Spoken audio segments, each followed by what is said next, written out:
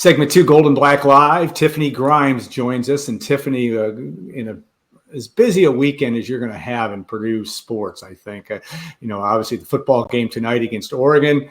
You've got basketball fan day tomorrow, volleyball, Hall of Fame earlier today. Nothing going on in your world, but Tiffany, welcome to the show. I know that this is the highlight, as I always say, of your media career is doing Gold and Black Live, but we appreciate your time. Thank you for inviting me. I'm excited to be back with you. Yeah, we appreciate that very much. And obviously, when you have a night like today and trying to keep, you have to be good at multitasking in your role, I'm sure, in terms of trying to stay focused and trying to stay, you oversee as a deputy athletic director really facets in the entire department, but you oversee 3 teams in specific football and women's basketball and softball. But I always ask this question to people that have gotten to your level: what skill set has gotten you, makes you good at what you do and makes you be able to focus it? Is it truly one day at a time, or how do you go from that standpoint? It's absolutely one day at a time. It's one day at a time. And honestly, it's working in a collaborative fashion. We have a phenomenal team of coaches and administrators within the Purdue Athletics Department, some of the best and brightest in the business. And so it's really refreshing, and it feels great to be at a place where we're all pulling in the same direction. Outside of taking it one day at a time, I think communication is one of the biggest strategies that we try to use. There's no such thing as over communicating for us. Yeah. And one of the challenges, and obviously one of the sports you deal with is football, and a focus of that not being in the same building, or how much is that? I mean, you get your 10,000 steps in. It's not that far to the Kozic, but how do you work that as your daily touch with that, or how you administrate that program? Not that it's that far away, but it's not in the same building that you were in. It's not in the same building, but they see me multiple times a day. Our staff, I think the world of them. And I think the best way to help lead and also support is to be present. And so kind of the way my day is structured, meetings obviously have to take place, but the staff and the student athletes know I'm a phone call away, I'm a text message away. And so if they need anything, I'm up and across the street. In addition to those touch points, I am there every day at practice. This week has been every night at practice. Yeah. But then also make it a point to get over there for meetings as well. So they're stuck with me. I am there often. Yes. When you have and you've had interesting experiences throughout your professional life, you may not have just started at Purdue, but you've got a graduate degree from Purdue, worked at Penn State, and also obviously the NCAA, Georgia Tech, and Alabama. And then that experiences that you've had winning experiences, and what's going on right now with football, you're trying to get traction and get the season turned around. I'm going to ask you first about being at the top of the heap at Alabama and working with Nick Saban. And what skill sets have you drawn on to work with a program that, like you said, is trying to get traction? Had a good week last week, short of winning. They had a good second half especially, but trying to impart that wisdom, that experience to trying to get to help Ryan Walters and company move forward in the best way it can. Right. Well, the first thing I think is making sure that you're surrounding yourself with really smart people. And first and foremost, Coach Walters is one of the most cerebral individuals I've had the pleasure of working with. His intellectual horsepower, what he did last week at Illinois, I think that says it all. He definitely has the capabilities, and we're more than excited to watch him progress the program forward. I think when we're talking in terms of what skill set do you draw on, honestly, it goes back to the communication. A saying that we have is truth and transparency. And I think when you start there, you can have some really honest conversations about what we're doing well and then what our growth opportunities are. Building doesn't happen overnight, right? We have this beautiful new golf club and golf facility that's going up. Well, for those who are local, they know Cherry Lane has been a detour and filled with new visions of the golf club every single day. And that's taken time, the same way that the construction did in Ross-Ade, the same way that the construction took time with our brand new, beautiful basketball locker rooms, with our brand new dining hall that we just opened. Building takes time. Yeah. And so, again, it's about truth and transparency, having those conversations along the way, but also understanding and not wavering on what our goals and our expectations are for the program, but ensuring that our staff and, more importantly, our student athletes have the support to achieve them. So truth and transparency, grace and patience, but being incredibly steadfast and persistent towards the end goal. Are you a rah-rah person though when someone's suffers a tough loss in any of your sports, or how do you interact? Do you leave them their space and let them get through what they need to deal with? I mean, how do you administrate from that standpoint, just from a personality standpoint? How would you best categorize that from you? Well, first I think you have to get to know your staff, and you have to get to know your student athletes to understand what they need in that moment. I can definitely be a rah-rah if need be, but I honestly, I can't waver from the truth and transparency and the belief that I have in the individuals within our programs. And so what I like to do is just consistently remind everybody that there's a blueprint and there's a process. We are building, and building doesn't happen overnight. But by gosh, when that house is finished and it's been done with intentionality and with attention to detail, that's something that's going to last for a really long time. We're not trying to throw something up and hope that it sticks for 3 months. Yeah.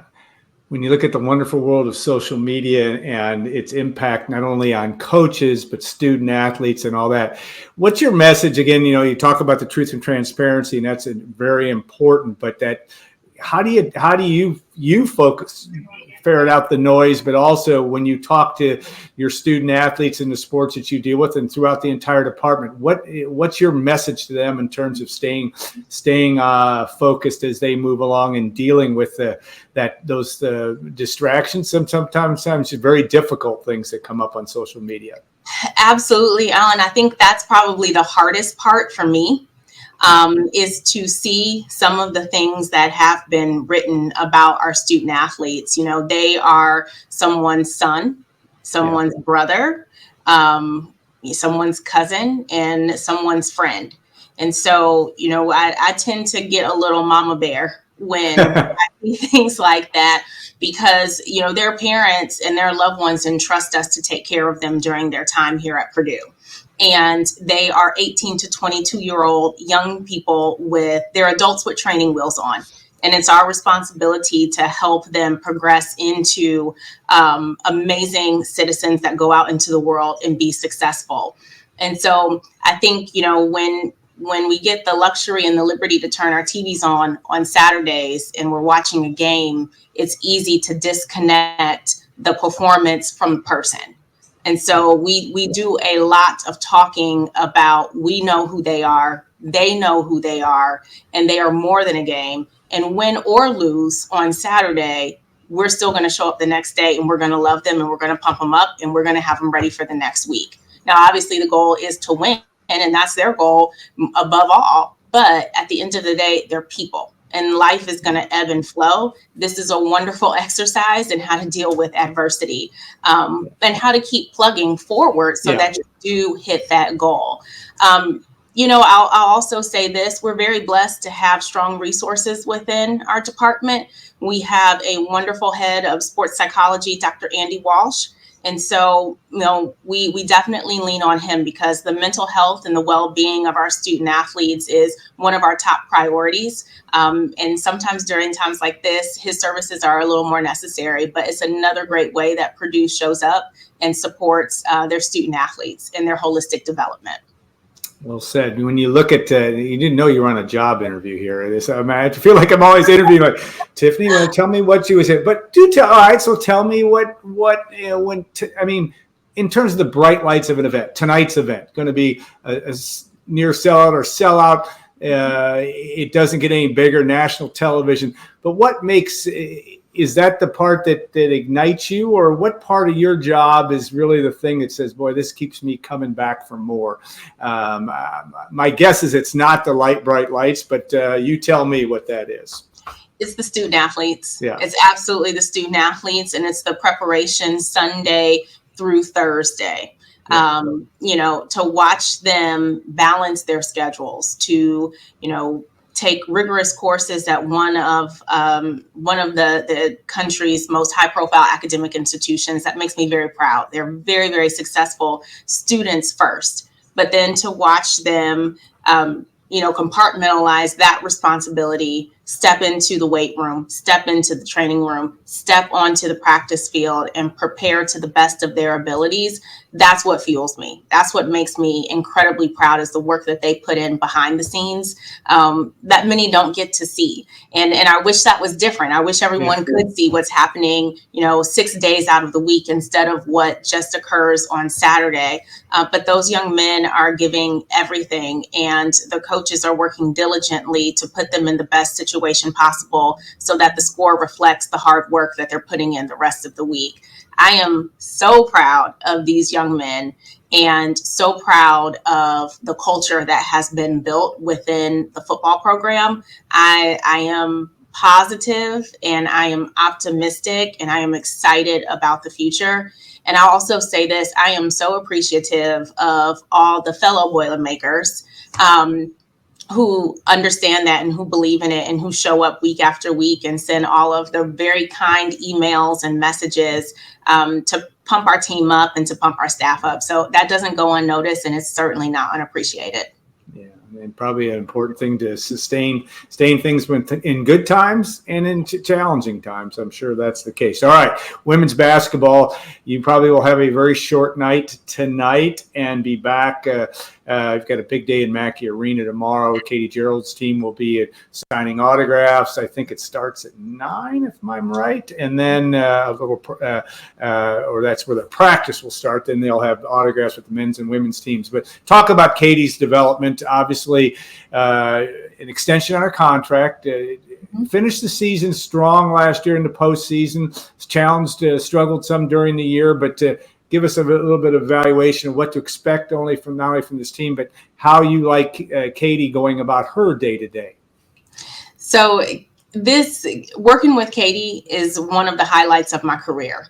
And for those who don't know, Katie and I were here as students at Purdue together. So I'm 2 years older than her, but I remember going to plenty of games and watching her play. And she was something then, and she's just as ferociously competitive and positive and encouraging as a coach as she was as a player. And so this offseason, the word I would describe to use to describe practices over the past offseason: fun. These girls are having an absolute blast, and they are working hard. And it's awesome to see, a roster full of mini Katie Geralds. Yeah. So when I interpret that, I mean fiercely competitive, going to, work hard, do things the right way, work on their technical skills, high basketball IQ, and developing a high basketball IQ, putting in the extra work in the gym, and having a goal to be the absolute very best. This is the 50th anniversary of women's sports at Purdue, which we'll be celebrating this evening. And when you think about what women's basketball means to this institution and to this state, you couldn't be more proud. The game of women's basketball has absolutely exploded and is getting the attention that it deserves. And we couldn't be more proud to know that the catalyst for the game's growth actually has some roots right here in West Lafayette. So we're ready to keep working, keep supporting Katie, and bring that national prominence back to West Lafayette in women's basketball. Yeah, WNBA was at the finals. Unbelievable night Wednesday night. Unbelievable drama. Full house. It has become a thing in everywhere, and that obviously is a great thing for athletics as a whole. When you look at the opportunity, obviously Saturday night, Purdue will break a record in terms of attendance with volleyball. And though that may not be a sport you're directly involved with, but you're involved with it as a deputy, and certainly respect what goes on there. But again, another celebration of women's athletics at the highest level. And it will be the first time in the history of Mackey Arena, an all-time record in the Big Ten, when Purdue plays Indiana. That's got to be a special night. I know you have to look down the road to about 4 events before you get there, but that's going to be a big one on Saturday night. We are pumped about volleyball in Mackey. And, I think we have to credit Coach Shondell. I'm from Fort Wayne, Indiana, and you don't grow up in the state of Indiana playing volleyball as a kid and not know the Shondell name. Yeah. So to be full circle and have an opportunity to work with Dave has been phenomenal. But the game in Mackey, I think, is a testament to Dave's dedication to more exposure and more growth of the sport, but also for women in sports. And we couldn't be more proud of his dedication to that, like looking outside of just Purdue and thinking about what's good for the game overall. And it doesn't hurt to be in the Big Ten, which is one of the most competitive volleyball conferences, arguably the most competitive volleyball conference in the country. So every night we're going to get their best competition, and we're going to get our opponent's best. So it makes for some very, very exciting competitions. Yeah, no doubt. And then you got Wisconsin coming in the following Saturday night. And that, just think about this. And NBC Live on television, Purdue would be the first time in the Big Ten that a Big Ten match has been on NBC. And that's quite an accomplishment as well. And my guess is Mackey Arena will be hopping for that one. I think it's going to be fun to see that as well. All right, I have to ask you about the, you've worked with the NCAA, you've worked in compliance, you've worn several different hats in your career. How does all this continue to evolve? I mean, in some ways you look at it and say, with NIL, with transfer portal, we're in some form of chaos, but tell me that we're not, or tell me that we're inching forward to some form of stabilization in the world of college athletics. Right. Well, there are many unknowns. And so what we've had to get very sound with is patience. Yeah. And waiting. None of us like that. None of us do. But waiting for things to unfold. Yeah. What we take comfort in, again, is we're surrounded by incredibly intelligent people. And so once we do have an understanding and a directive on the new landscape, have no doubt whatsoever, we'll not just be able to, succeed in this new landscape, but we'll be able to thrive. A lot of people have described it as chaotic and, a ball of chaos. But honestly, I think we look at it as an opportunity. It's honestly an opportunity. It could level the playing field in many ways. And we're excited to get to work to make it beneficial and advantageous for Purdue athletics. All right. Well said. All right. We wish you well this weekend. Get sleep when you can, but enjoy it all. Like I said, if you work in your business and you don't enjoy it, you're in the wrong business. So, and that part is going to be a big deal. Purdue and Oregon tonight. We got fan day for men's and women's basketball tomorrow, and of course volleyball volleyball